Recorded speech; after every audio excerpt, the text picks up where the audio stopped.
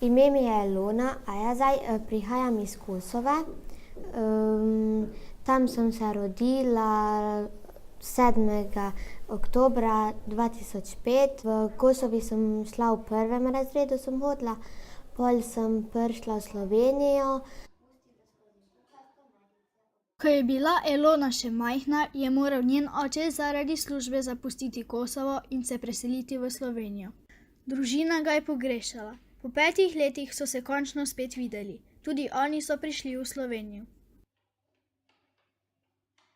Pol so tukaj v Sloveniji me dali v 1. razredu 2 tedna zaradi jezika, pol so mi en test iz matematike dali, pa so me prestavili v 2. razred, tako kot bi mogla. Se je bilo težko naučiti slovensko? Slovenski jezik sem se naučila v 2 mesecih, tako da bi se lahko pogovarjala. Pol je šlo tako 1 leto, da sem se čisto naučila. V šoli mi gre kar dobro. Hodim v 6. razred. Do zdaj sem bila odlična v šoli, zdaj mi gre malo tako nedober. V prvem tem poletju se bom pa tudi potrudila. Kaj bi rada bila, ko boš velika? Ko bom bila velika, bi rada bila ali medicinska sestra ali pa kaka učiteljica za učenje tujih jezikov. Medicinska sestra zaradi tega, ker lahko pomagam kakim otrokom ali pa odraslim.